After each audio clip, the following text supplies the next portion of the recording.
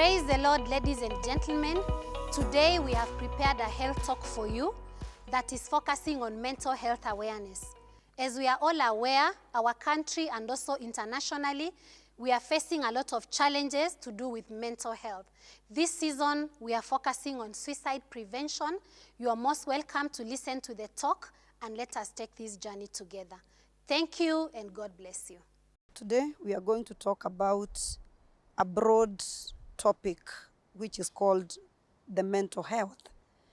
Mental health is a broad topic, and we are only going to highlight a few things that are important in our life, and we are also going to look at some issues that are affecting our people on day-to-day life. When we are talking about mental health, we are talking about the positive side of your mental processes. And this one is defined by the state of well-being. If you feel you're well, that means your mental health process are working properly. I would want our viewers to ask ourselves a few questions. And if the answer is yes, we are going to say that your mental health is okay. I'm going to ask the first question that, are you able to realize your daily potential? Are you able to actualize on your dreams and visions? If the answer is yes, I am going to say your mental process is okay. Are you able to cope with the normal stresses of life and work? And what are these normal stresses of life? This is when probably in Kenya of today, our economic issues have pressed every Kenyan down.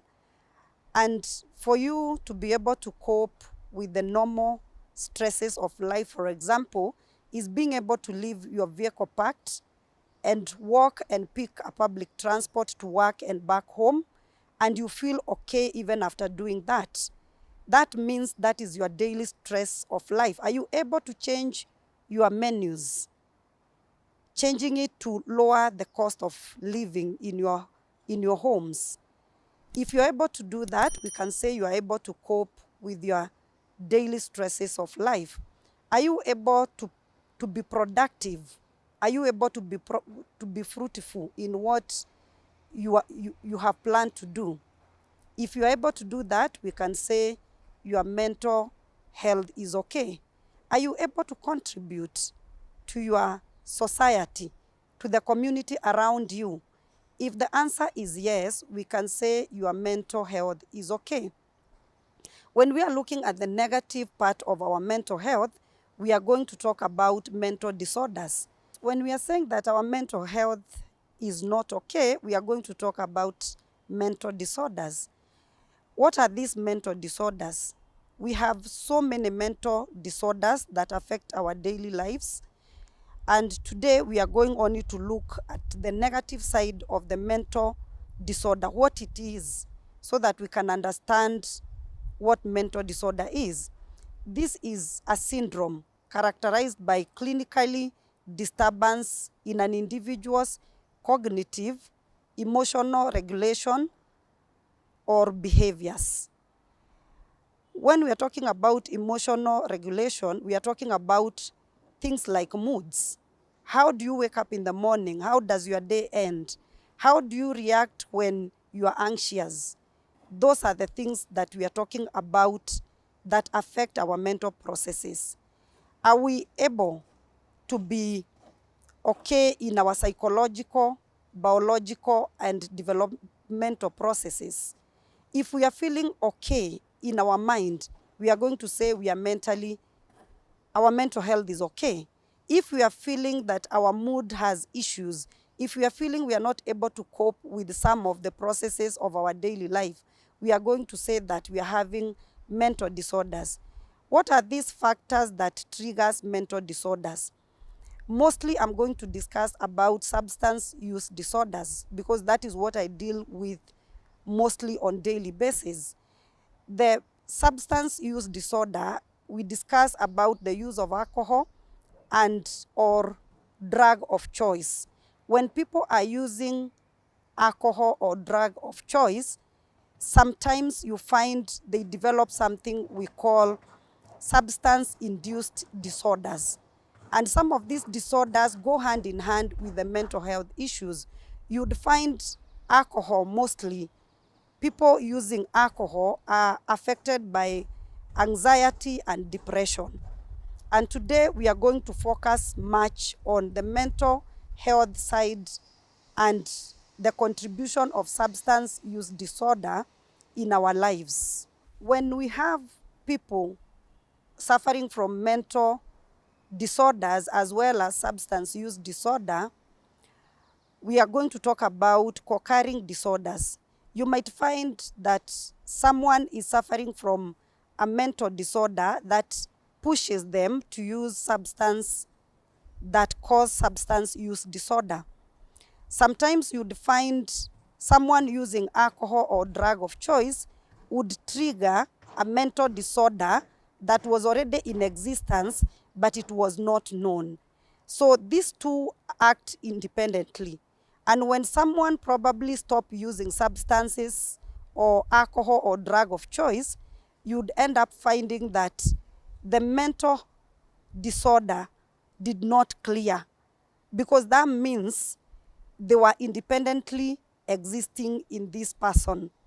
You also find that some people are suffering from mental disorder and they are under medication, but due to use of alcohol and or drug of choice, you find they negate the way the medication is supposed to work in an individual.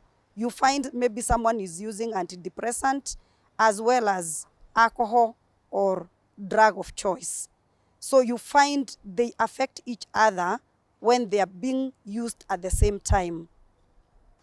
In the month of September, the World Health Organization, in collaboration with the entire world, we were discussing a very stigmatizing health mental disorder, and this was the suicide.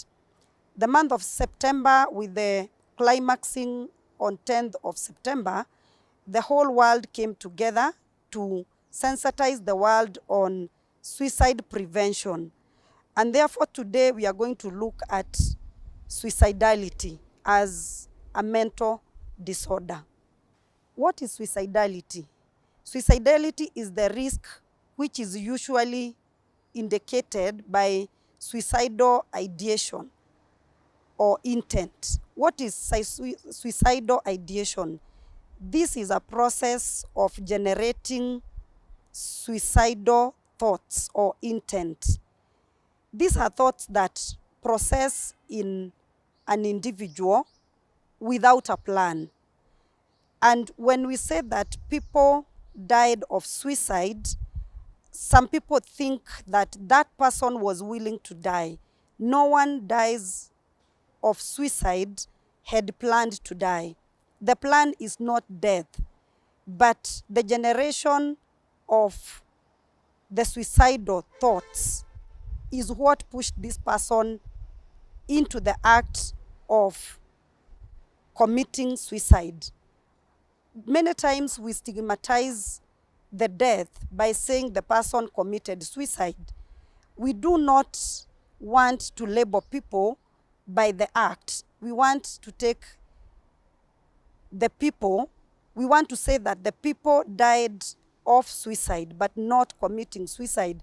Because when we say committing suicide, it's already a stigma, even to the beloved one who were left behind by the person who died. Mental health disorders are normally stigmatized by when we identify, we label people with a disease instead of identifying them with a disease.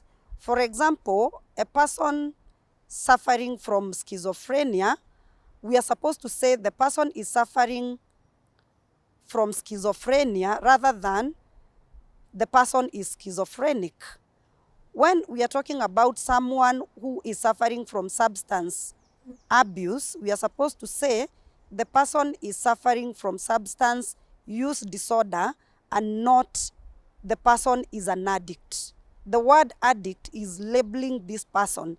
And that is why healing from the substance use becomes a problem, because already the person has been labeled with the drug of use. Sometimes we also say that the person committed suicide. That is labeling. We should be saying a person who died of suicide. Let us try and change the way we phrase our statements when we are dealing with mental disorders, because they are also diseases like any other.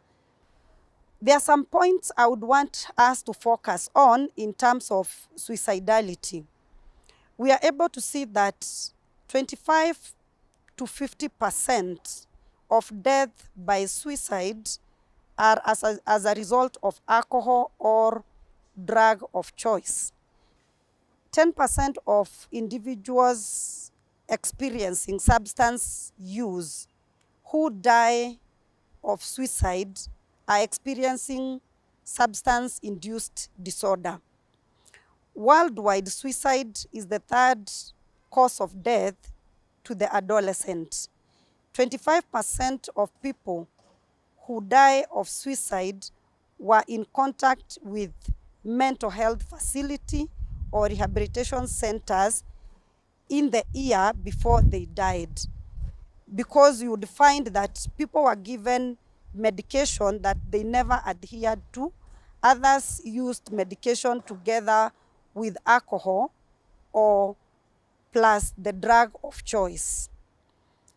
How to tell if an individual has heightened suicidal thoughts? How are you supposed to know that someone might be having the suicidal thoughts within your environment? The first thing is recent history.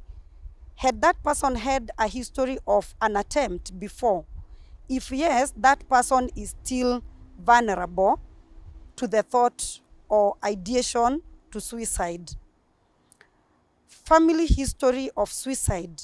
You might end up hearing that in your family there was a time a family member died of suicide. Those thoughts keep on running in the generations because the history was already there, and you might end up finding those people ending up suffering from the same issue because it's a thought that you keep on processing in your mind.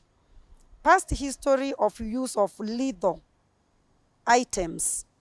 Has this person been having issues with attempting or carrying lethal weapons? That is also another issue that you should look at within the environment. Voicing death statements or wishes. I wish I die. Those are also words that we should be careful about when we are intermingling with our family members or our friends or workmates or schools or any other place. The other issue is substance use disorder. Is this person in use of substances? The psychoactive substances, are they becoming dependent? Have they withdrawn from the substance use? Have they relapsed from the substance use? Those are also factors to consider. When someone comes from a rehabilitation center or comes from a mental health facility, have you been watching this person, whether they are still using the substance? How is the withdrawal? How are they feeling about the recovery processes after the use of substance use? Those are also some factors we should be checking at within our environment. Does this person has a co-occurring disorder, especially with bipolar and depression?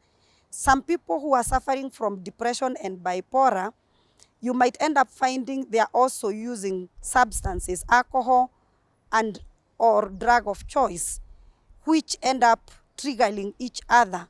That is also something we should be looking at. When we are talking about co-occurring disorders, that means someone has a mental disorder as well as a substance disorder. You might also find that someone has a healthy disorder, like, for example, hepatitis, tuberculosis, HIV. We call them the comorbidity of disorders, because you're having a mental health disorder, also using substances, also having another health disorder. These are people we should also be observing and listening to, because the journey of healing sometimes takes toll on them. Do we have a history of childhood neglect or abuse? If we have that, we should also be able to watch over these people as they live their ordinary life. Is the person having acute, stressful life events? What are these acute, stressful life events? Is someone going through a breakup or a divorce or a separation? That is also someone who is going through a loss in life, separation. These are things that we should also be looking at. Those are the acute stressors of life. We should also be looking at experiences of trauma. Has this person experienced trauma in the past? Has this person has a legal issue? Probably they have a problem with the authorities. Has this person lost a job? Has this person been struggling with finances? Probably loans that are not being paid properly. Are these pressures too much on this person? Has this person become homelessness? Maybe they're not able to pay their rent. Has this person relapsed from substance use? Has this person been suffering from any other kind of stress of life that they are not able to manage? These are the issues we should be looking at in terms of those people who are prone to suicide ideation. What are the warning signs? What are the signs and behaviors you should be looking at? Number one, we said you should be looking at ideation. We said ideations are the processes of generating thoughts. Is this person having thoughts of suicide? If so, then this person needs your attention. Is this person on substance use? And when we are talking about substance use, we need to look at the duration. Is this person suffering from addiction? Those are the things you should be looking at. Has this person lost the purposefulness of life? Lack of purpose in life? How are they talking about the purpose of their life? Have they lost it? If yes, then you should be careful about that. Is this person having anxiety? Crowd anxiety? Sometimes they don't want to go to crowded places. Are they having phobias? Those are the things you should be looking at. Is this person sounding trapped? Probably someone went through a divorce or a separation, and this person is saying, there is no hope in life. I am stuck. What do I do? I am feeling hopeless. I am feeling helpless. Sometimes you find these people are feeling withdrawal by probably staying in the bedrooms, locking themselves inside, going days without food. These are the withdrawals we are talking about. Are they having anger and rage? Something happening in their life, they become so angry. They have a lot of rage within themselves. Are they reckless? Are they like feeling life doesn't matter anymore? I don't care anymore. Do they have mood swings? Do they have mood changes? Those are the things that can give you a sign of withdrawal. We as the community or the society that we are living around these people, are we able to help? I would say yes. There is always help. Sometimes you look at the social media, you go to the Facebook, you go to the Instagram, and you find people are posting suicidal thoughts. Some people are even sharing their properties because they have already finished with life. But when you read the comments that most of us are commenting on the Facebook, we are asking them, when are you dying, so that we can know you are home? Because you think they are joking, they are not. These people are having suicidal ideation. What should we do as the community on the social media? What should we do as the community around these people? We should give them a listening ear. If someone, for example, tells you, I am really sad. What are you supposed to say back to this person? I am really sorry you are feeling so sad. Because you are empathizing, but you are not encouraging them to go ahead with their thoughts. When you tell me, I am so sorry you are feeling so sad, I would probably want to share why I am feeling sad. The other thing you can also say, you can also tell that person, would you really mind to share about your feeling? Can you share with me the thoughts? Give a listening ear. And when you do that, the person might end up talking to you. How do you raise the hope of this person? Is by showing them the tomorrow is more beautiful than today. Because today is what this person is talking about. I am feeling so sad. And if you give them a listening ear, this person might feel better tomorrow. Are you able to call on people and to check on their silence? Sometimes people are so quiet. Sometimes our adolescents are locking themselves in the bedroom, and we are saying, when we knock at their doors, they say, don't disturb me. And of course, we feel angry because we are assuming these people are okay. What are we supposed to do? We are supposed to tell them it is okay to feel that way. Maybe if you don't mind, can we talk about it? If we go to them in a friendly manner, they will be able to share their feelings with us. And of course, there is also another way.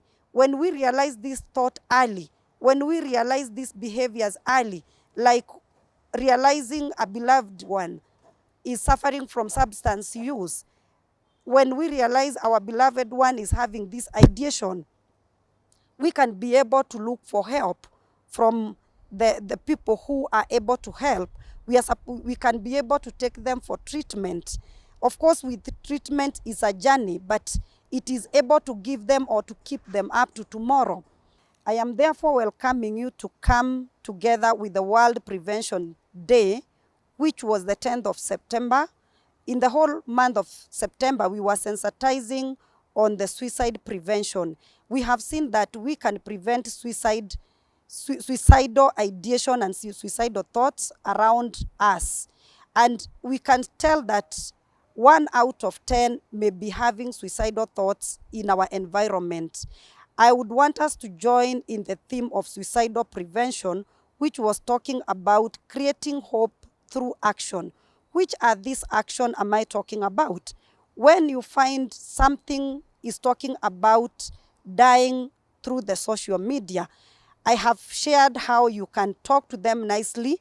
You can even reach them through a call, and even if you don't have their phone number, you can call them through messaging, through Instagrams. We have all those venues that we can make a call and reach someone to save a life. I would also want to encourage anyone who has the suicidal thought by telling them that the counselors, the mental health department, the church, the surrounding is ready to help you. Please do not die alone. Reach on us through any means, because we are willing to help, because we are saying we can save a life. If a woman is able to take care of an unborn child for 9 months, what about saving a life through 1 minute, through a call, through a visit, through a nice word? We should all join together and try and save life. Please do not die alone. We are here for you and we are ready to help you. Your life matters. In our church, we have counseling department, we have health department, we have mental health department, we have our reverend, we have the church elders. We are all here to save a life and we are ready to help you. Please do not die alone. Thank you.